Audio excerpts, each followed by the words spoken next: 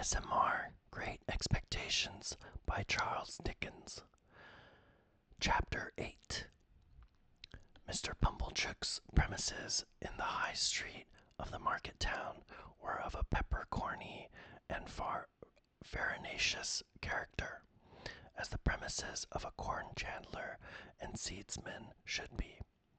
It appeared to me that he must be a very happy man indeed to have so many little drawers in his shop, and I wondered when I peeped into one or two on the lower tiers and saw the tied-up brown paper packets inside, whether the flower seeds and bulbs ever wanted of a fine day to break out of those jails and bloom. It was in the early morning after my arrival that I entertained this speculation. On the previous night, I had been sent straight to bed in an attic with a sloping roof, which was so low in the corner where the bedstead was, that I calculated the tiles as being within a foot of my eyebrows. In the same early morning, I discovered a singular affinity between seeds and corduroys. Mr. Pumblechook wore corduroys, and so did his shopman, and somehow there was a general air and flavor about the corduroys, so much in the nature of seeds, and a general air and flavor about the seeds, so much in the nature of corduroys, that I hardly knew which was. The same opportunity served me for noticing that Mr. Pumblechook appeared to conduct his business by looking across the street at the saddler, who appeared to transact his business by keeping his eye on the coachmaker, who appeared to get on in life by putting his hands in his pockets and contemplating the baker, who in his turn folded his arms and stared at the grocer, who stood at his door and yawned at the chemist. The watchmaker, always poring over a little desk with a magnifying glass at his eye, and always inspected by a group of smock frocks poring over him through the glass of his shop window, seemed to be about the only person in the high street whose trade engaged his attention. Mr. Pumblechook and I breakfasted at 8 o'clock in the parlor behind the shop, while the shopman took his mug of tea and hunch of bread and butter on a sack of peas in the front premises. I considered Mr. Pumblechook wretched company, besides being possessed by my sister's idea that a modifying and penitential character ought to be imparted to my diet, besides giving me as much crumb as possible in combination with as little butter, and putting such a quantity of warm water into my milk that it would have been more candid to have left the milk out altogether. His conversation consisted of nothing but arithmetic. On my politely bidding him good morning, he said pompously, 7 times 9, boy, and how should I be able to answer, dodged in that way in a strange place on an empty stomach? I was hungry, but before I had swallowed a morsel, he began a running sum that lasted all through the breakfast. 7, and 4, and 8, and 6, and 2, and 10, and so on. After each figure was disposed of, it was as much as I could do to get a bite or a sup before the next came, while he sat at his ease, guessing nothing, and eating bacon and hot roll in, if I may be allowed the expression, a gorging and gormandizing manner. For such reasons, I was very glad when 10 o'clock came, and we started for Mrs. Havisham's, though I was not at all at my ease regarding the manner in which I should acquit myself under that lady's roof. Within a quarter of an hour we came to Miss Havisham's house, which was of old brick and dismal, and had a great many iron bars to it. Some of the windows had been walled up. Of those that remained, all the lower were rustily barred. There was a courtyard in front, and that was barred, so we had to wait, after ringing the bell, until someone should come to open it. While we waited at the gate, I peeped in. Even then Mr. Pumblechook said, "And 14," but I pretended not to hear him. and saw that at the side of the house there was a large brewery. No brewing was going on in it, and none seemed to have gone on for a long, long time. A window was raised, and a clear voice demanded, "What name?" To which my conductor replied, "Pumblechook." The voice returned, "Quite right," and the window was shut again, and a young lady came across the courtyard with keys in her hand. "This," said Mr. Pumblechook, "is Pip." "This is Pip, is it?" returned the young lady, who was very pretty and seemed very proud. "Come in, Pip." Mr. Pumblechook was coming in also, when she stopped him with the gate. "Oh," she said, "did you wish to see Miss Havisham?" "If Miss Havisham wished to see me," returned Mr. Pumblechook, discomfited. "Ah," said the girl, "but you see she don't." She said it so finally, in such an undiscussable way, that Mr. Pumblechook, though in a condition of ruffled dignity, could not protest, but he eyed me severely, as if I had done anything to him, and departed with the words reproachfully delivered, "Boy, let your behavior here be a credit unto them which brought you up by hand." I was not free from apprehension that he would come back to propound through the gate. "And 16?" But he didn't. My young conductress locked the gate, and we went across the courtyard.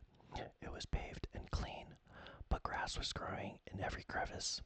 The brewery buildings had a little lane of communication with it, and the wooden gates of that lane stood open, and all the brewery beyond stood open, away to the high enclosing wall, and all was empty and disused. The cold wind seemed to blow colder there than outside the gate, and it made a shrill noise in howling in and out at the open sides of the brewery, like the noise of wind in the rigging of a ship at sea.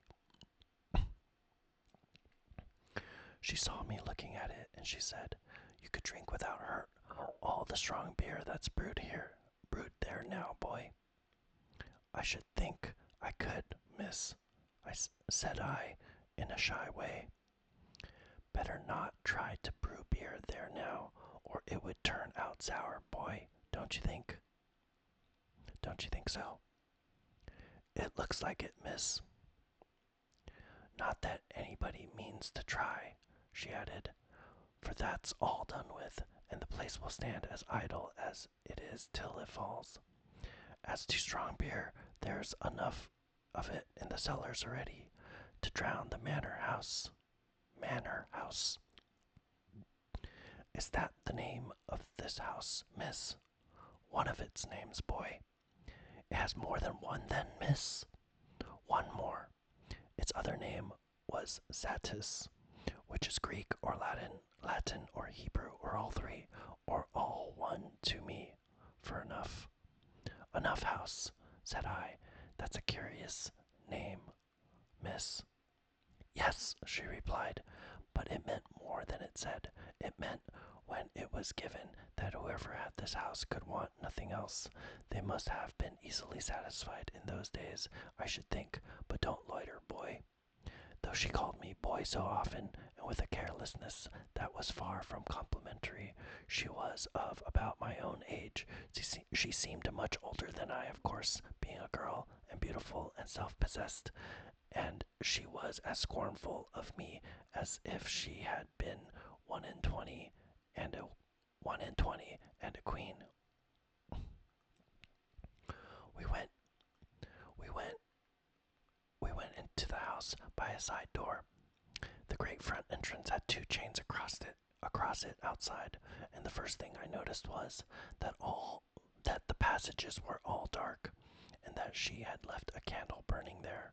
She took it up, and we went through more passages and up a staircase, and still it was all dark, and only the candle lighted us. At last we came to the door of a room, and she said, "Go in." I answered, more more in shyness than politeness. "After you, miss."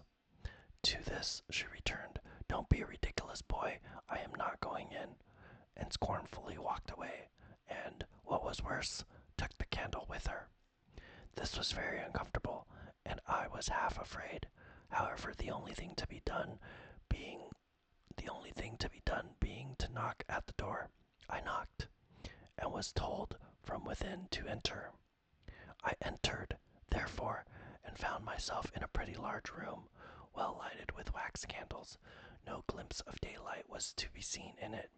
It was a dressing room, as I supposed from the furniture, though much of it was of forms and uses then quite unknown to me. But prominent in it was a draped table with a gilded looking glass, and that I made out at first sight to be a fine lady's dressing table.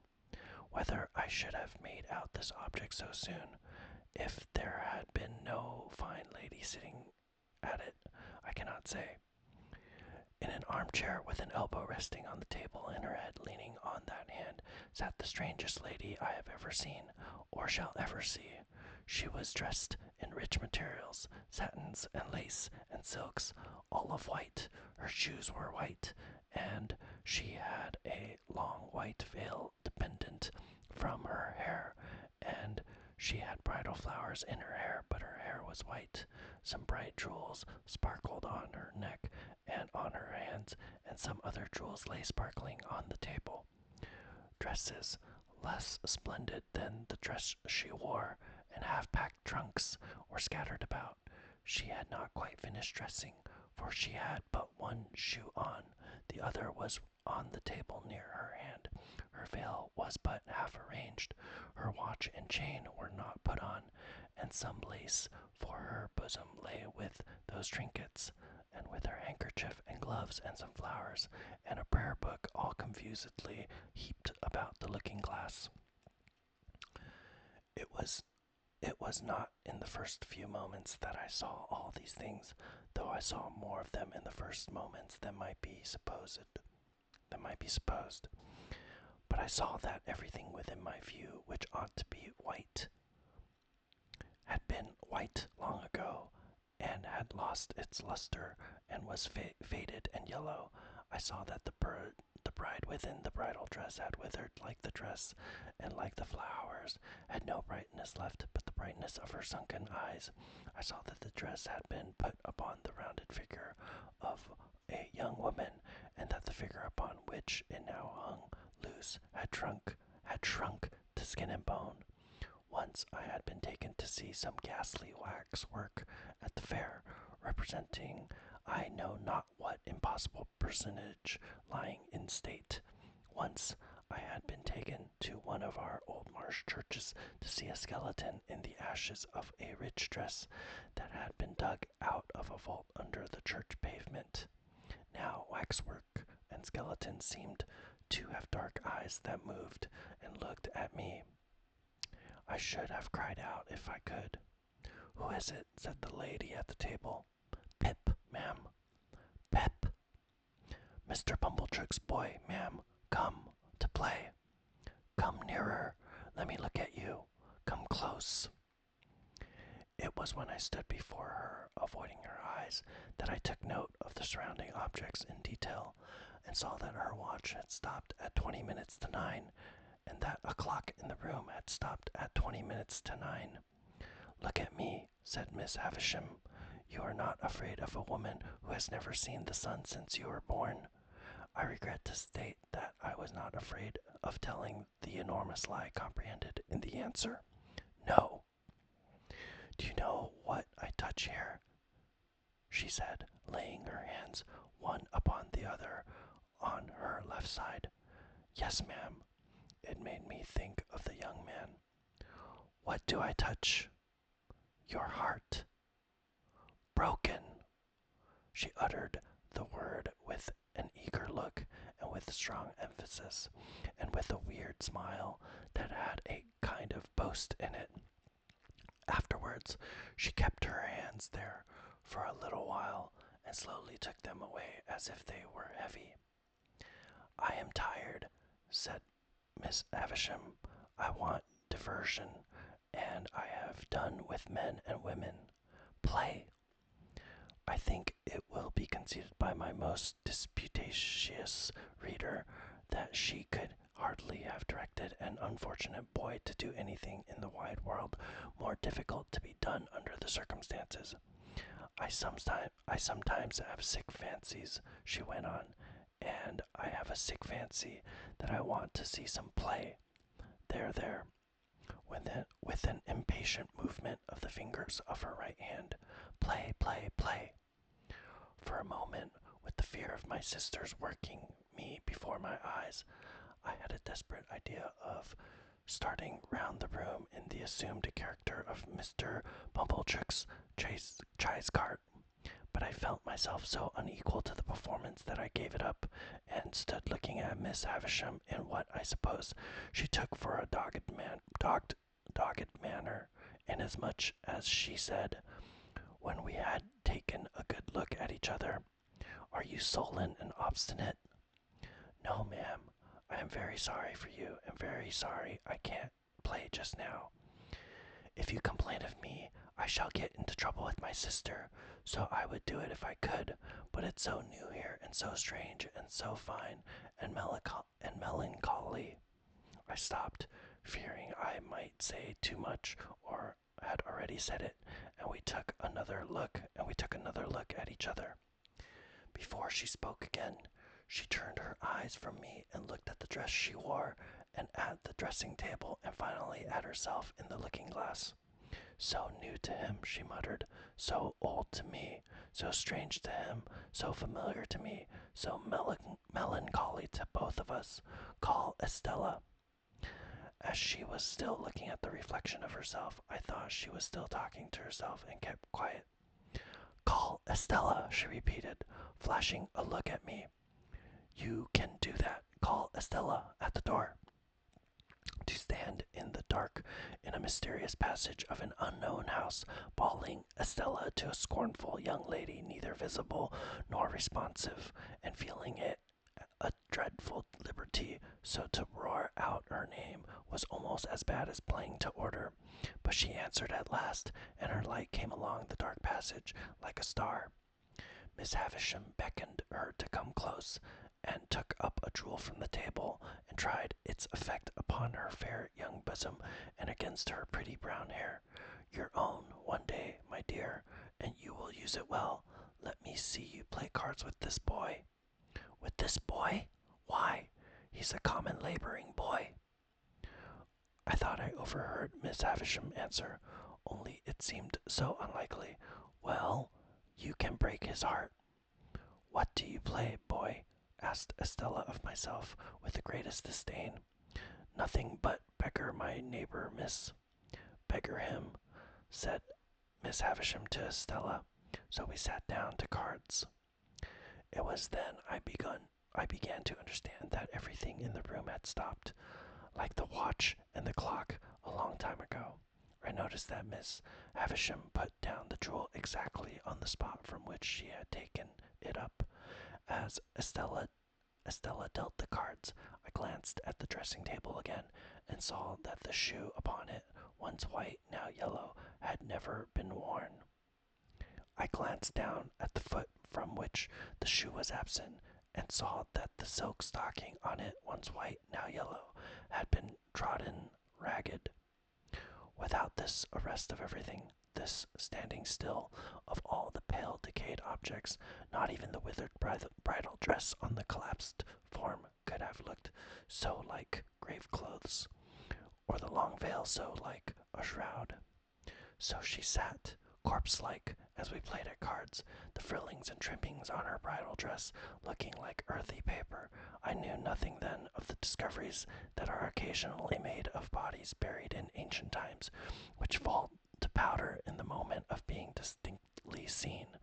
But I have often thought since that she must have looked as if the emission of the natural light of day would have struck her to dust. "He calls the knaves jacks, this boy," said Estella, with disdain, before our first game was out. "And what coarse hands he has, And what thick boots! I had never thought of being ashamed of my hands before, but I began to consider them a very indifferent pair. Her contempt for me was so strong that it became infectious, and I caught it. She won the game. She won the game, and I dealt. I misdealt, as was only natural when I knew she was lying in wait for me to do wrong, and she denounced me for a stupid, clumsy, laboring boy. You say nothing of her, remarked Miss Havisham to me, as she looked on. She says many hard things of you, but you say nothing of her. What do you think of her? I don't like to say, I stammered.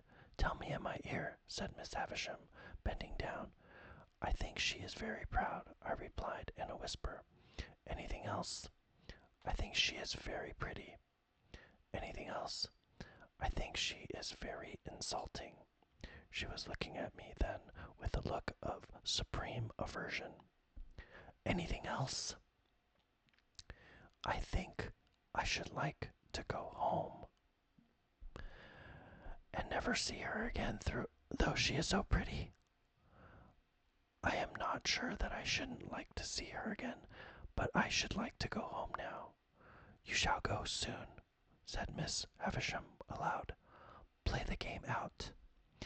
Saving for the one weird smile at first, I should have felt almost sure that Miss Havisham's face could not smile. It had dropped into a watchful and brooding expression, most likely when all the things about her had become transfixed, and it looked as if nothing could ever lift it up again. Her chest had dropped so that she stooped, and her voice had dropped so that she spoke low, and with a dead lull upon her. Altogether she had the appearance of having dropped body and soul, within and without, under the weight of a crushing blow. I played the game to an end with Estella, and she bickered me. She threw the cards down on the table when she had won them all, as if she despised them for having been one of me. For having been one of me. When shall I have you here again? Said Miss Havisham. Let me think.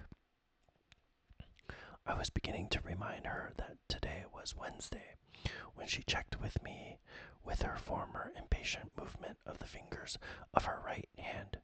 When she checked me with her former impatient movement of the fingers of her right hand. There, I know nothing of days of the week. I know nothing of weeks of the year. Come again after 6 days, you hear? Yes, ma'am. Yes, ma'am. Estella, take him down. Let him have something to eat, and let him roam and look about him while he eats. Go, Pip. I followed the candle down, as I had followed the candle up, and she stood it in the place where we had found it, until she opened the side entrance.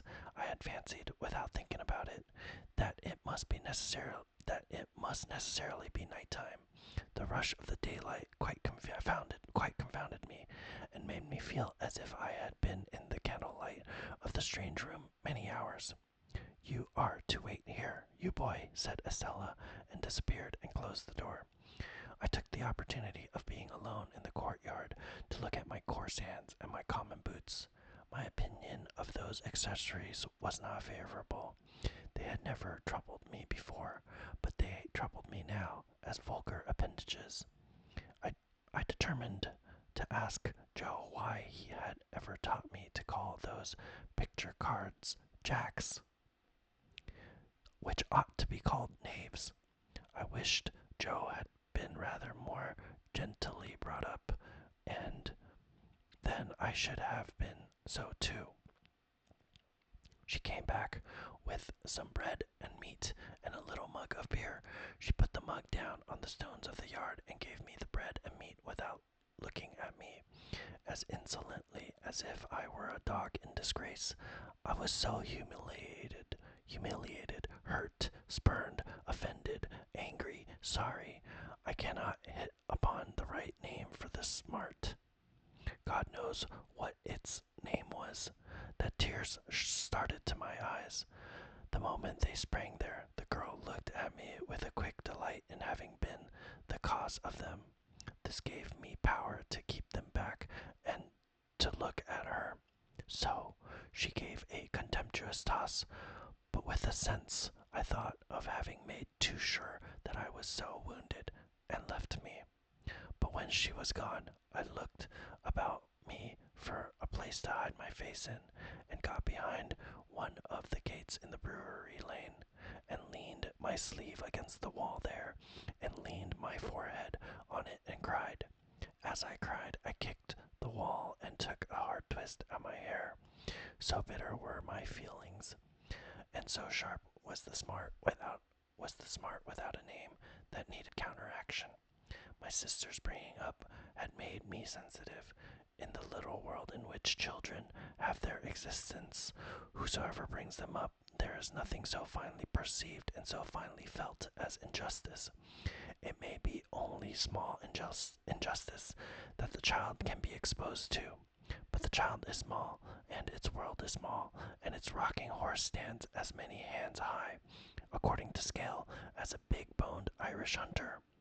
Within myself I had sustained from my babyhood a perpetual conflict with injustice. I had known from the time when I could speak that my sister, in her capricious and violent coercion, was unjust to me. I had cherished a profound conviction that her bringing me up by hand gave her no right to bring me up by jerks. Through all my punishments, disgraces, fasts, and vigils, and other penitential performances, I had nursed this assurance, and to my communing so much with it in a solitary and unpredicted way, I in great part referred the fact that I was morally timid and very sensitive. I got rid of my injured feelings for the time by kicking them into the brewery wall and twisting them out of my hair, and then I smoothed my face with my sleeve and came from behind the gate. The bread and meat were acceptable, and the beer was warming and tingling. I was soon in spirits to look about me. To be sure, it was a deserted place, down to the pigeon house in the brewery yard, which had been blown crooked on its pole by some high wind, and would have made the pigeons think themselves at sea, if there had been any pigeons there to be rocked by it. But there were no pigeons in the dove-cot, no horses in the stable, no pigs in the sty, no malt in the storehouse, no smells of grains and beer in the copper or the vat.